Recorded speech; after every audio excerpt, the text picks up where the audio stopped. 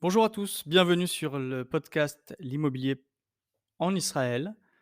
Aujourd'hui, je voudrais parler d'un projet particulier, celui d'acheter un bien en Israël à partir de l'étranger. On va dire à partir de l'étranger, cela signifie que les acquéreurs ou l'acquéreur sera, on va dire, résident étranger, non résident en Israël. Il peut résider en France, en Angleterre, peu importe. J'ai pas mal de clients qui s'adressent à moi pour chercher un bien et puis finir par l'acquérir ici en Israël. Certains sont un petit peu préparés, d'autres le sont moins. Pour la plupart, ils ont fait leurs calculs, ils ont des sommes disponibles et ils se sont renseignés de manière, générale sur les prix du marché en Israël et voilà qu'ils souhaitent commencer à chercher et s'ils trouvent, ils sont prêts à réagir très vite en général. C'est ce qu'ils me disent: «On vient, on achète». Alors là, en général, je fais un premier rendez-vous dans lequel je vais aborder des points très, très importants. Car, ces personnes, aussi sérieuses soient-elles et aussi, on va dire, préparées en termes financiers, que ce soit, on va dire, en cash ou en crédit local, on va aborder la question dans le pays, d'origine et pas en Israël.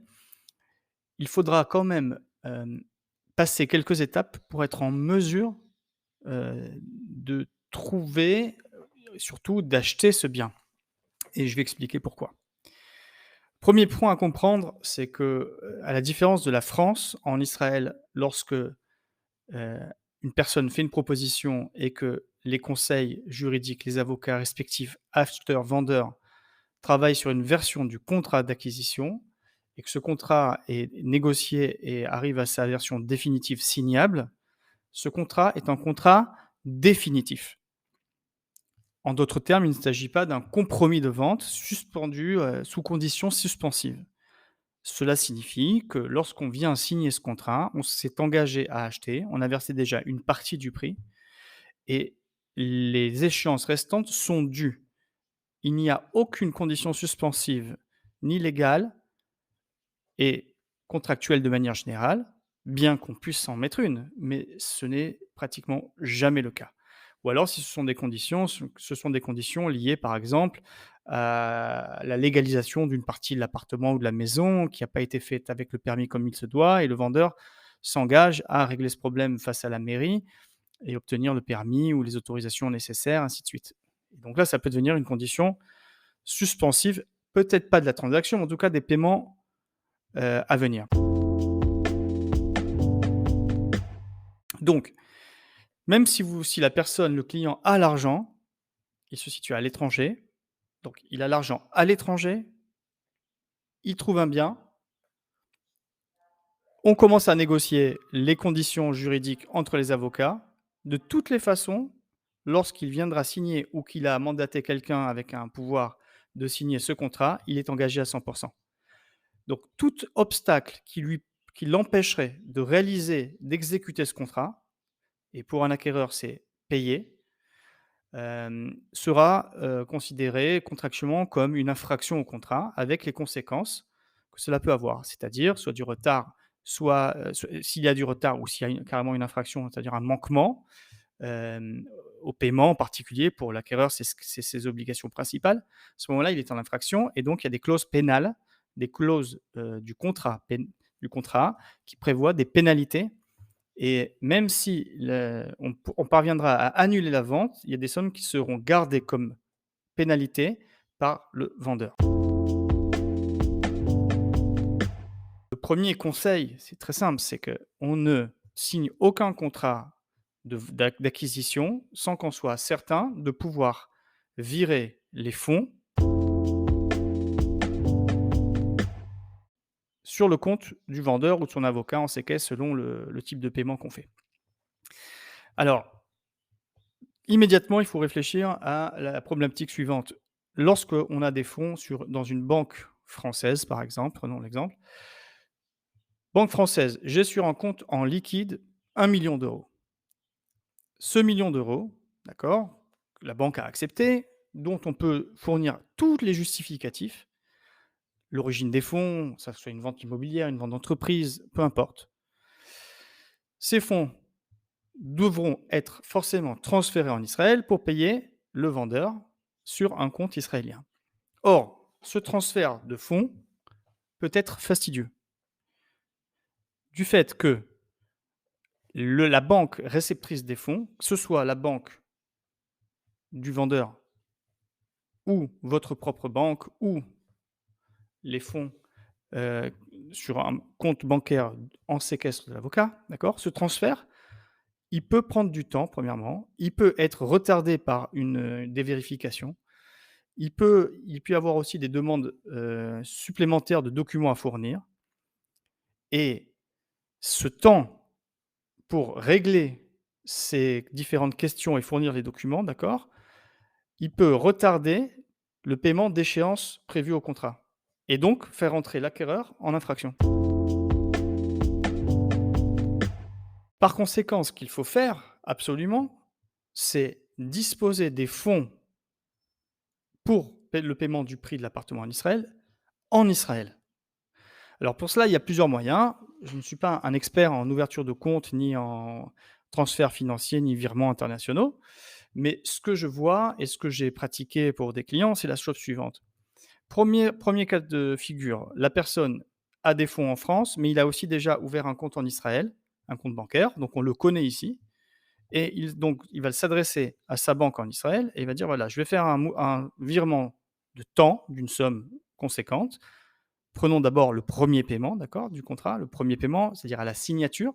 La signature du contrat définitif, c'est déjà un paiement qui, au minimum, est de 10%, 15%, 20%, ça peut être même beaucoup plus. Mais en tout cas, à la signature, lorsqu'on s'engage en signant le contrat définitif, on amène un chèque bancaire où on fait un virement, d'accord, et pour bloquer le bien. On abordera ces questions-là plus tard, c'est-à-dire qu'est-ce qui se passe au moment de la signature en termes de transfert de fonds, de paiement de la première échéance, et aussi du blocage du bien pour qu'il ne puisse pas être revendu à des tiers et que l'argent soit perdu, c'est-à-dire la sécurisation de la transaction. Mais en tout cas, pour nous, ce qui nous concerne aujourd'hui, lorsqu'on a une date de signature d'un contrat d'acquisition d'un bien en Israël, il faut que les fonds puissent être virés dans la journée ou que je puisse sortir un chèque bancaire dans la journée pour le jour où je viens signer chez l'avocat le contrat d'acquisition avec le vendeur parce que je lui remets ce chèque ou je lui fais ce virement, peu importe si ça va directement dans son compte ou dans un compte séquestre de son avocat. Ce n'est pas la question pour l'instant. La question, c'est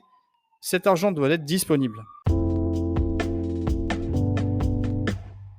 Pour qu'il soit disponible, il y a deux façons de faire. Comme j'ai dit, soit il a déjà un compte ici en Israël, et donc il s'est déjà occupé de ça en virant les fonds. Donc sa banque en Israël a les fonds, elle les a reçus, elle les a acceptés, et il peut faire un virement ou sortir un chèque bancaire. Pas de problème, c'est fait. Deuxième solution, il n'a pas de compte bancaire ici, donc ben, il en ouvre un. Alors pour en ouvrir un, il y a des services à distance, il y a des services où il faut venir, il y a tout un tas de prestataires, d'accord, on pourra en parler d'ailleurs, qui vous permettent d'ouvrir des comptes à distance en fournissant bien sûr un certain nombre de documents. Il ne faut pas attendre d'avoir à payer une échéance pour commencer l'ouverture de compte. Ça sera hors délai, c'est sûr. Donc, on peut commencer à ouvrir le compte. Une fois qu'il est ouvert, on fait les virements et on est dans le premier cas. Deuxième cas, on n'a pas de compte ici, on ne souhaite pas en ouvrir un tout de suite. Ou plus que ça, on va en ouvrir un, mais ça prendra trop de temps pour l'appartement qu'on a trouvé. Donc à ce moment-là, il reste une deuxième solution. La deuxième solution, c'est de virer du compte bancaire français vers un compte séquestre détenu par l'avocat de l'acquéreur qui s'occupera de l'acquisition, des sommes nécessaires pour la signature du contrat et pour les échéances à venir. Donc, l'avocat va demander une ouverture de compte spécifique avec un bénéficiaire. Je ne peux pas rentrer dans le détail maintenant, et puis de toutes les façons, ce n'est pas ma partie directement, donc je ne veux pas dire de bêtises. En tout cas, il ouvre un compte sous le nom, ou en tout cas en séquestre pour le compte de l'acquéreur. Ensuite, l'acquéreur fait des virements. La banque de l'avocat où il a ouvert son compte séquestre fait les vérifications. Elle reçoit les fonds. Les fonds figurent sur le compte séquestre. C'est maintenant l'avocat qui peut appuyer sur un bouton et faire les paiements nécessaires pour l'acquisition du bien. On peut donc aller signer le contrat définitif, à distance ou personnellement.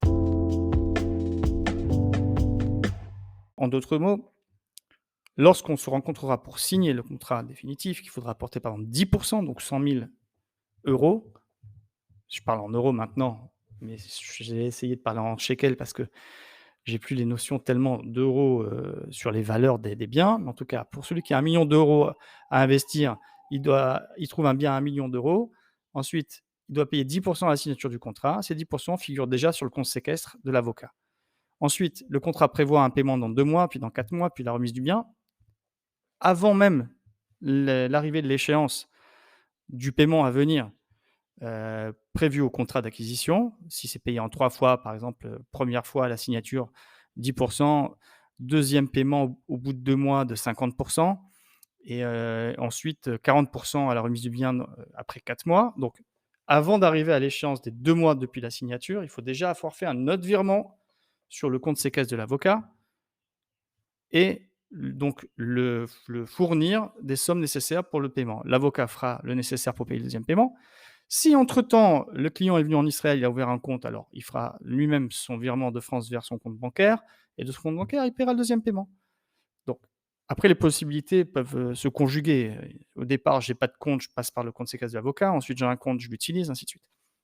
Mais le point le plus important à comprendre, c'est que les fonds disponibles, et encore on n'a pas parlé de crédit, les fonds disponibles pour l'acquisition doivent être absolument disponibles physiquement en Israël au moment de la signature. Sinon, on s'expose à des risques de retard et de pénalités et d'annulation.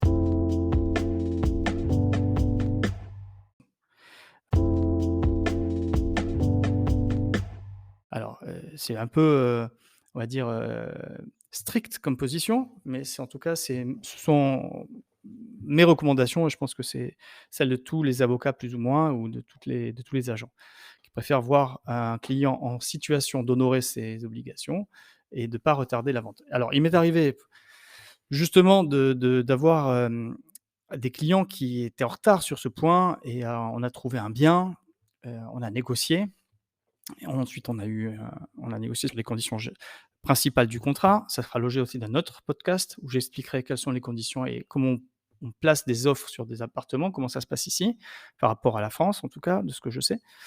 Et donc, on a trouvé le bien, ça a été négocié. Entre-temps, il essayait de libérer les fonds en France. Ensuite, il essayait de les virer en Israël.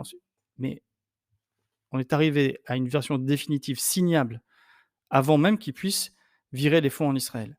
Et donc, je me suis trouvé dans une situation compliquée, délicate, à expliquer aux vendeurs que non, il faut attendre encore 2 jours, encore 5 jours, encore 10 jours, l'argent n'est pas venu, il existe, je vous assure, il va arriver. Mais ce n'est pas sérieux. Un vendeur, il arrive au bout, il y a une contrat signable, il veut pas attendre. Il veut pas attendre. Il a peut-être d'autres clients ou en tout cas, il fait pas confiance. Si on est sérieux, lorsqu'on arrive à la version définitive, on fixe une date, on vient, on signe, on paye. Donc si l'argent n'est pas là, il n'arrivera peut-être jamais et c'est ce qui s'est passé, pour, dire nombre de personnes, de collègues comme moi-même d'ailleurs. On a eu des transactions qui sont tombées à l'eau parce que l'argent n'est pas arrivé à temps et que le vendeur a dit: «Bah, écoutez, le contrat est prêt, vous venez demain, si vous venez pas demain, le bien repart en vente» et donc on n'a pas pu faire la transaction. Voilà, donc on a abordé 3 points essentiels. Premier point, le contrat signé, le contrat définitif, donc pas de conditions suspensives. On parlera du crédit dans un autre podcast et le contrat définitif, c'est-à-dire qu'on donne de l'argent et on continue à payer jusqu'à la livraison je veux dire la remise du bien. On ne peut pas se rétracter en plein milieu ou si on se rétracte, on perd les pénalités prévues au contrat. Deuxième point, les transferts financiers entre les pays étrangers et Israël peuvent être fastidieux, laborieux et demander, on va dire, et prendre du temps.